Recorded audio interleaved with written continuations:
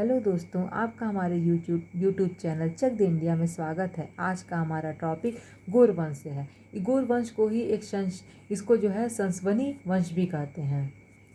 इसके संस्थापक कौन थे? तो मुइजुद्दीन मोहम्मद बिन साम, इसको मोहम्मद गौरी भी बोलते हैं। अफगानिस्तान में ही गजनी एवं गौर दो क्षेत्र था। गजनी और गौर जो है कहाँ का क्षेत्र था? तो ये अफगानिस्तान का है। सर्वप्रथम महमूद गजनवी ने गौर क्षेत्र को गजनी क्षेत्र में शामिल किया था। सबसे पहले किसने किया था? तो गौर क्षेत्र को गजनी क्षेत्र में तो महमूद गजनवी ने, और यहाँ के लोगों को इस्लाम धर्म में परिवर्तित किया। किंतु इनकी जो मृत्यु हो गई, इसके बाद मोहम्मद बिन शाम ने गजनी क्षेत्र को गौर राज्य में शामिल कर संसवनी वंश की स्थापना की थी। तो अगर ये पूछे क्वेश्चन कि किसने जो है गजनी क्षेत्र को गौर क्षेत्र में परिवर्तित किया था, तो मोहम्मद बिन साम, इसको क्या बोलते हैं? मोहम्मद गौरी भी बोलते हैं। मोहम्मद गौरी का टाइम पीरियड क्या था? तो 1175 से लेकर 1205 ईस्वी तक इनका टाइम पीरियड है। मोहम्मद गौरी ने धन लूटने की इच्छा से भारत पर कई आक्रमण किए थे। ये भी धन लूटने की इच्छा से भारत में आया था। इसने भारत पर कई आक्रमण किए थे। इसका पहला आक्रमण जो था 1175 ईस्वी में मुल्तान, जो कि कहाँ पे पड़ता है? तो पाकिस्तान में है। ये सबसे पहला आक्रमण क्या था? मुल्तान में किया था। इस समय यहाँ पर एक जाति थी, करमार्थियों का शासक था। यहाँ की एक जाति करमार्थियों था, उसका शासक था, जिन्हें ये पराजित किया था। 1178 ईस्वी में दूसरा इसने आक्रमण किया था पाटन में, जो कि कहाँ पर पड़ता है? गुजरात पर आक्रमण किया था। इस समय यहाँ के शासक कौन थे? मूलराज द्वितीय थे।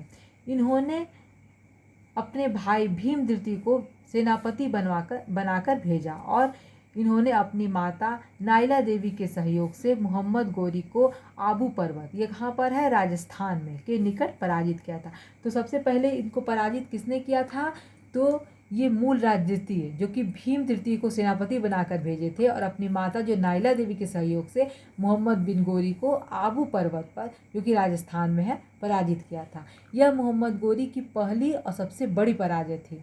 इसके बाद मोहम्मद गौरी ने अपने मार्ग को बदल दिया।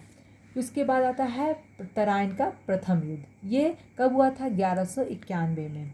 ये हुआ था पृथ्वीराज तृतीय और मोहम्मद गौरी के बीच।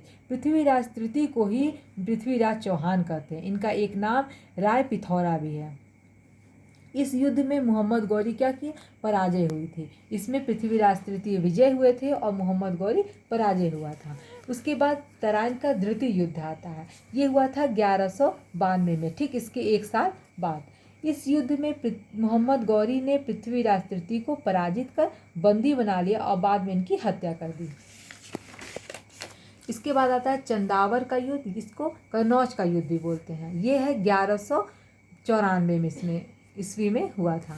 इस युद्ध में मोहम्मद गौरी ने गढ़वाल राजा जयचंद्र को पराजित कर लिया और उनको मार दिया था। इस प्रकार मोहम्मद गौरी भारत के जीते हुए प्रदेशों पर अपने एक दास कुतुबुद्दीन ऐबक को सौंप दिया। जो भी ये राज्य जीता भारत का, उसको किसको सौंप दिया? कुतुबुद्दीन ऐबक को। और क्या, कहाँ चला गया? गजनी चला गया। 1205 ईस्वी में मोहम्मद गौरी पुनः भारत आया और आक्रमण किया। इस अभियान के समय सिंध में रहने वाले खोखरो जाट जो थे, उनकी निर्दयता पूर्वक इन्होंने हत्या करवा दी। पुनः वापस गजनी जाते समय मार्ग में सिंधु नदी के तट पर दमयक नामक स्थान पर शाम को नमाज पढ़ते समय अचानक कुछ लोग इन पर आक्रमण कर देते हैं और मोहम्मद गौरी की हत्या कर दी जाती है। इनके शव को गजनी ले जाकर दफना दिया गया। संभवतः मोहम्मद गौरी के कोई भी पुत्र नहीं था। जैसे कहा जाता है, रखा गया कि मोहम्मद गौरी का कोई भी पुत्र नहीं था, इसलिए इनके साम्राज्य को के जो 3 दास थे उनमें बांट दिया गया। पहला दास जो थे वो कुतुबुद्दीन ऐबक थे, जिनको भारत का क्षेत्र मिला।